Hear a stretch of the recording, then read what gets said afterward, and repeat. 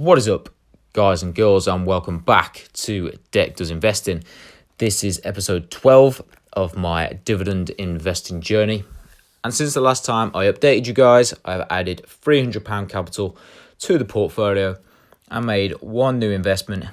That investment being in Virgin Money, in which I have purchased an additional 403 shares, which cost me £303.16, bringing my new average price per share down to around £1.16. So once again, the portfolio value is roughly the same as it has been for the past 3 to 4 weeks now, despite the additional capital being added week on week, which for this period would be around about £1,000, if not more.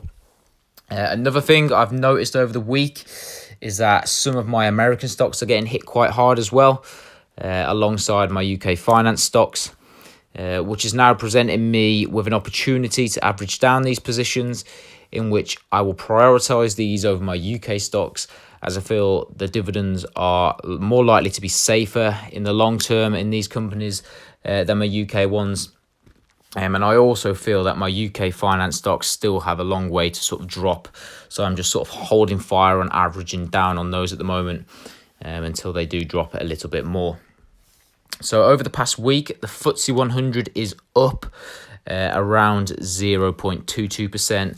However, the S&P is actually down 0.71%.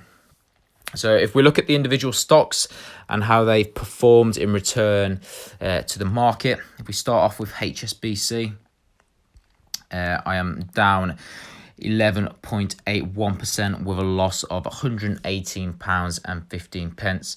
And over the week, HSBC has actually risen 5.51%, which is a positive. Virgin Money, probably, it is the stock that I've put the most amount of capital into. We are actually down 51.1% on this with a loss of £511.25. And over the week, it is again tanked like it has been for the sort of past 3 weeks, 17.53%. Like I said, my thoughts on this now is that I'm sort of going to try and hold off on my UK finance stocks, the Virgin Monies, the Legal and General, and also the Avivas. The American stocks are also falling as well now, and I feel like I said, the dividends are a lot safer with them. The companies are a lot more secure, have a bit more of a sort of moat around them in terms of safety. So if my UK finance stocks keep dropping at the rate that they're dropping, in 2 to sort of 3 weeks' time, I'll probably sort of look at trying to average myself down into them, which will sort of be better for me, because I would have dropped a hell of a lot more. So Unilever, we're down 9.24% with a loss of £43.89. And over the week, it is actually up 5.54%.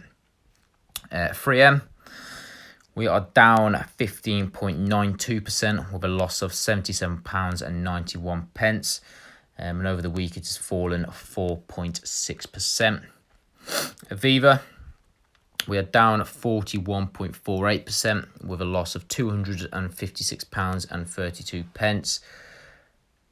And again, it's just tanked 15.97%.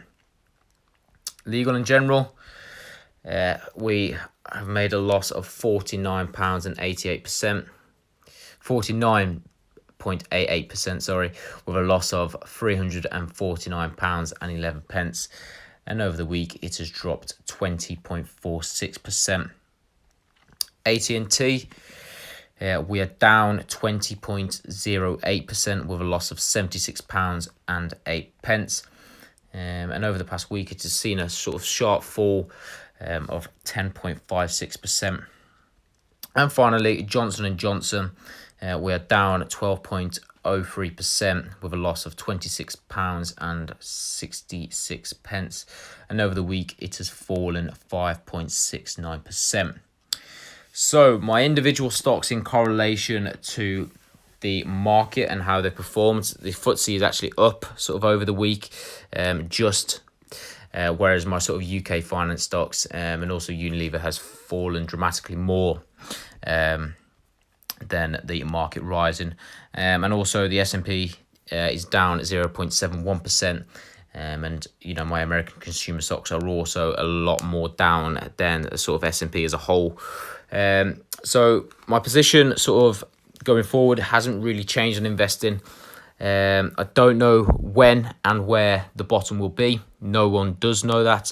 However, we can confidently say that in sort of five years it will be higher than sort of the current prices that we are seeing now. So I'm just going to keep averaging my positions down like I've been banging on for the past few weeks or so.